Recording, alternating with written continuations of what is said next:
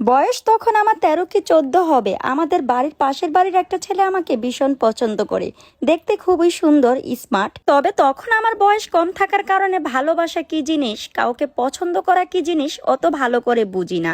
যাই হোক, ফ্যামিলি থেকেও তখন অনেক কিছু বারণ ছিল। কাউকে ভালো লাগা, ভালোবাসা এটা আমার ফ্যামিলি থেকে একদম নিষেধ ছিল। যদিও ছেলেটা দেখতে অনেক সুন্দর ছিল, মাঝে মাঝে আমাদের বাড়িতে আসতো আমার ছোট ভাইয়ের সাথে। বলতে গেলে আমার ছোট ভাইয়ের এক প্রকার বন্ধুই ছিল। ছেলেটার নাম ছিল আকাশ। আমার থেকে বয়সে সে বড়ই ছিল এবং আমাদের থেকে তাদের অবস্থা ছিল ভালোই ছিল। কিন্তু আমি এই পছন্দটা এজন্যই করি না, কারণ আমার ফ্যামিলি কখনোই চায় না আমি বাড়ির পাশে কাউকে কখনো পছন্দ করি বা বিয়ে করি। সেজন্য আমি সব সময় তার থেকে এড়িয়ে চলতাম। তারপরও কথাই বলে না, ভালোবাসা এমন একটা জিনিস যেটা না চাইতেই হয়ে যায়। এমন একটা সময় আসে আমরা যে জিনিসটা একদমই পছন্দ করি না, দিন শেষে দেখা গেছে সেই জিনিসটাই আমাদের কাছে অনেক মূল্যবান হয়ে ওঠে। তো আর কি, একদিন দুই দিন এরকম সে আমার পিছনে ঘুরতে ঘুরতে, আমাকে তো সে অনেক ভালোবাসে, আমার পিছনে ঘুরঘুর করতো সব সময়। তারপরে আমিও তার মায়ায় পড়ে যাই। হয়তো বা এই মায়ায় পড়াটাই ছিল আমার জীবনের একটা ভুল পরিকল্পনা। আমি তো ভেবেই নিয়েছিলাম সে যেহেতু আমাকে এতটা ভালোবাসে, বিয়ের পরও হয়তো বা সে আমাকে অনেক সুখে রাখবে, এই ভেবে আমি তাকে বিয়ে করে নিলাম। তাদের থেকে আমাদের আর্থিক অবস্থা কম থাকতে পারে, কিন্তু তার সাথে বিয়ে হওয়াতে আমার ফ্যামিলি কখনই তাকে এবং আমাকে মেনে নেয়নি। তবে তার ফ্যামিলি আমাকে অনায়াসেই মেনে নিয়েছিল। ঠিক তখনও ভাবিনি সামনের দিনগুলোতে আমার জন্য কি অপেক্ষা করতেছে বা আমার সাথে কি ঘটবে।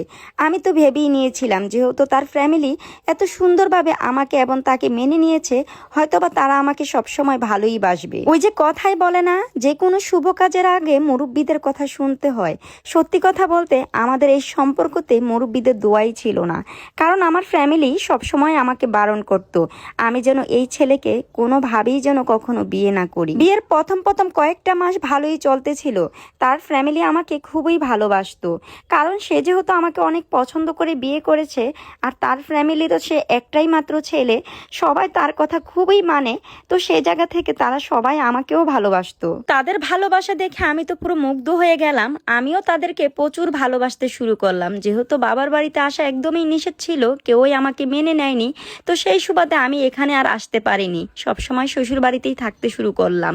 কিন্তু একদিন দুই দিন তিন দিন তারপরেই দেখা গেল তাদের আসল রূপ। এখন কেমন জানি কথায় কথায় আমার শাশুড়ি মাও আমাকে কথা শোনায়। আমার একটা ছোট ননদ ছিল, সেও আমাকে যে কোনো কাজেই হুকুম দিয়ে থাকে। যেই কাজটাই করতে যাই আর যেটাই আমি ধরতে যাই, ঠিক তখনই আমার শাশুড়ি মা বলে উঠে, অনেক তো হলো, এবার বাবার বাড়িতে যাও, তাদেরকে বলো তোমাদেরকে মেনে নেওয়ার জন্য। আর যদি তোমার বাবা মা তোমাকে অন্য জায়গায় বিয়ে দিত, তাহলে তোমার শরীরের গহনা আর গর্ভবতী ফার্নিচার তোমাকে ঠিকই দিয়ে দিতে হতো।